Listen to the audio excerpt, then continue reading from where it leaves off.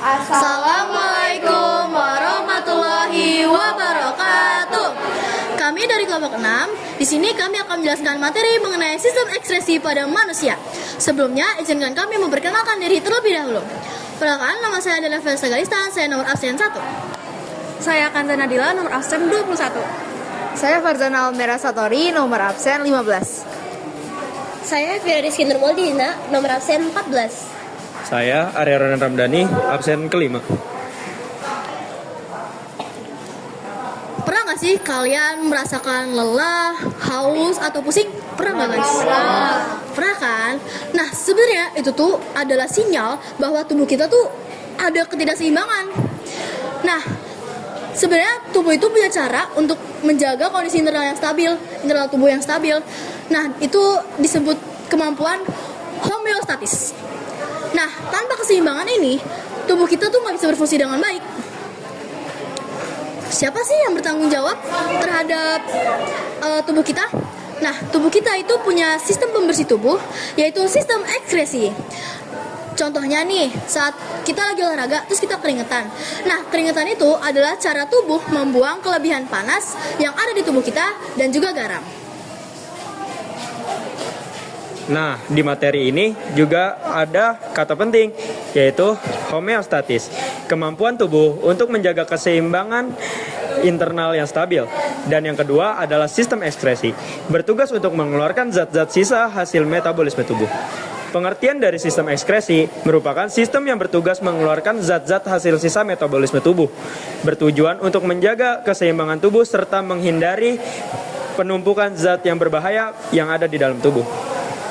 Ada beberapa organel ekskresi. Ada 4 petugas kebersihan utama internal di dalam tubuh, yaitu kulit, paru-paru, ginjal, dan hati. Yang pertama, kulit. Kulit merupakan organ ekskresi terbesar pada tubuh manusia. Kulit berfungsi mengeluarkan zat sisa metabolisme berupa keringat yang tersebar di seluruh permukaan kulit.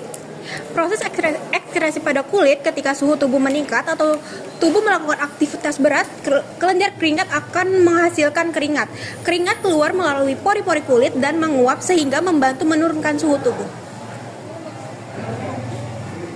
Selanjutnya, organ sistem ekskresi yang kedua itu ada paru-paru. Paru-paru itu berfungsi untuk mengeluarkan karbon dioksida setelah proses pernafasan.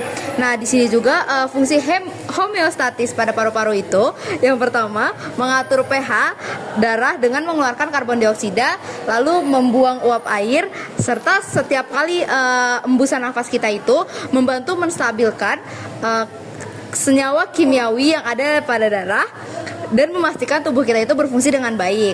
Lalu jika ada kendala atau jika bermasalah, karbon dioksida akan menumpuk dan tubuh akan menjadi lemah. Yang selanjutnya adalah hati. Hati adalah organ yang berfungsi untuk menghasilkan empedu dan membantu menghilangkan racun dari tubuh manusia. Zat sisa utamanya adalah empedu yang di dalamnya terdapat bilirubin, racun-racun berupa obat-obatan ataupun alkohol, kelebihan hormon. Dan jika hati ini bermasalah, racun-racun akan tidak terolah dan akan terjadi keracunan akibat penumpukan racun. Selanjutnya ada organ ginjal. Ginjal berfungsi menyaring darah untuk menghasilkan urin, menjaga keseimbangan cairan tubuh, dan membuang racun nitrogen terutama urea. Ginjal adalah organ paling berperan dalam mengeluarkan sisa metabolisme yang mengandung nitrogen dalam bentuk urea. Jika bermasalah, terjadi penumpukan limbah dan racun, ketidakseimbangan cairan dalam tubuh. Ginjal diselubungi kapsul yang tersusun dari jaringan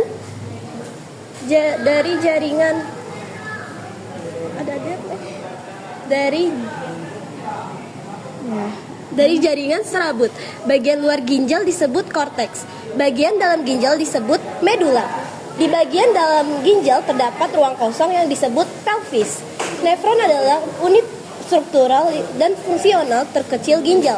Setiap nefron terdiri atas badan Malpighi yang mengandung glomerulus, kapsula Bowman, saluran nefron.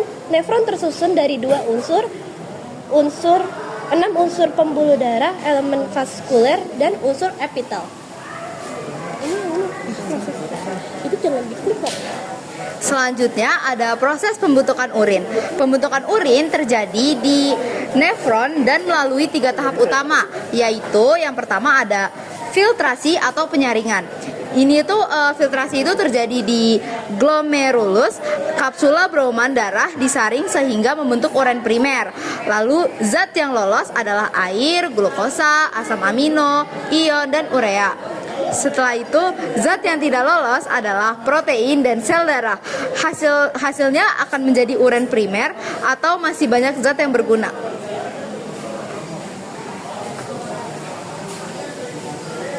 Yang kedua, reabsorpsi penyerapan kembali terjadi di tubulus, canthortus, proximal, dan lengkung Henle.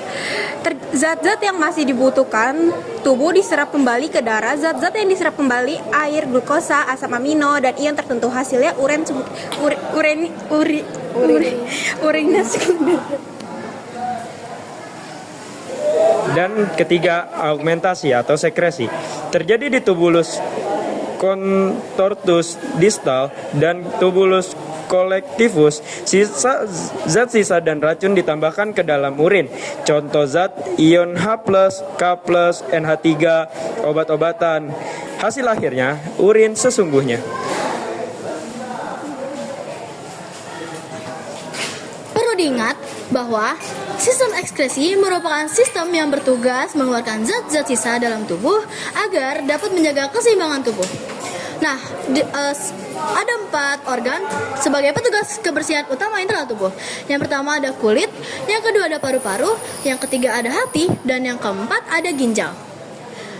Dan sistem ekskresi dapat menjaga tubuh manusia agar tetap bersih dan seimbang, sehingga tubuh manusia tidak mudah terkontaminasi oleh penyakit yang berbahaya. Sekian dari kelompok kami, kurang lebihnya mohon maaf. Wassalamualaikum warahmatullahi wabarakatuh.